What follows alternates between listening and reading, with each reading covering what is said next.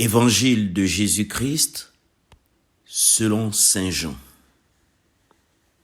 chapitre 1, versets 29 à 34. Le lendemain, voyant Jésus venir vers lui, Jean le Baptiste déclara : « Voici l'agneau de Dieu qui enlève le péché du monde. » C'est de lui que j'ai dit : « L'homme qui vient derrière moi est passé devant moi, car avant moi il était. Et moi, je ne le connaissais pas. Mais si je suis venu baptiser dans l'eau, c'est pour qu'il soit manifesté à Israël. » Alors Jean rendit ce témoignage. J'ai vu l'Esprit descendre du ciel comme une colombe, et il demeura sur lui. Et moi, je ne le connaissais pas.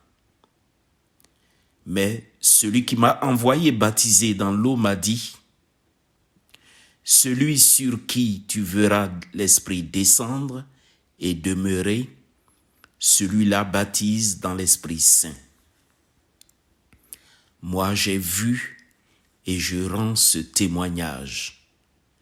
C'est lui le Fils de Dieu. Acclamons la parole de Dieu.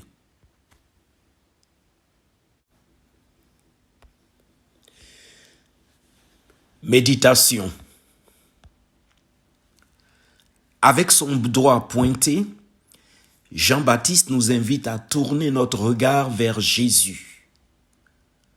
Nous devons être tous comme Jean-Baptiste, attirer le regard de nos compatriotes, de nos contemporains vers ce Jésus, l'agneau de Dieu, celui qui enlève le péché du monde. Comme Jean-Baptiste, tous les chrétiens, en particulier les parrains et les marraines, sont témoins de la foi au Christ auprès de leurs filleuls. Avec les parents, ils accompagnent les baptisés sur le chemin de la foi tout au long de leur vie. Celui qui baptise et celui qui accompagne pour le baptême doivent rester près de celui qui est baptisé. Nous n'avons pas le droit, vous n'avez pas le droit d'ignorer que l'eau est un élément certes utile, mais un élément dangereux. Le monde dans lequel nous sommes plongés regorge de pièges, d'incompréhension, de trahison, de faiblesse. Vous, chrétiens, vous, parrains et marraines, veillez, accompagnez vos filleuls, ne les laissez pas se noyer. Le but du baptême est certes de plonger l'individu, mais de l'aider à ressortir de l'eau propre et revigorée. Alors que le baptême proposé par le Baptiste est un baptême de repentance, le baptême au nom de Jésus nous plonge dans l'Esprit Saint, dans la mort et la résurrection du Christ. Le baptême nous configure au Christ qui est venu dans nos existences pour être des nôtres. Avec le baptême, nous entrons, nous, dans cette grande famille des enfants de Dieu, fils d'un même Père, frères de Jésus-Christ par l'Esprit. Celui qui m'a envoyé baptiser dans l'eau m'a dit : « Celui sur qui tu verras l'Esprit descendre et demeurer, celui-là baptise dans l'Esprit Saint. » Avec son doigt pointé, Jean-Baptiste nous invite à tourner notre regard vers Jésus. En accompagnant quelqu'un au baptême, en participant au baptême d'un enfant d'un jeune, d'un adulte,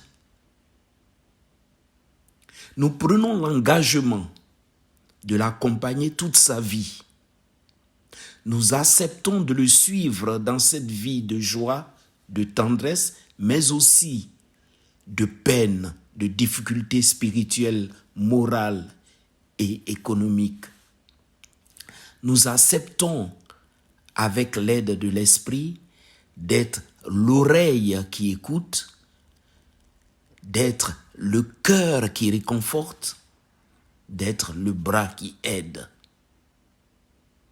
Avec son doigt pointé, Jean-Baptiste nous invite à tourner notre regard vers Jésus le Christ qui commande à ses apôtres, avant son ascension, « Allez de toutes les nations, faites des disciples, baptisez-les au nom du Père et du Fils et du Saint-Esprit. » Le baptême donné au nom de Jésus nous plonge dans le mystère de la Sainte Trinité.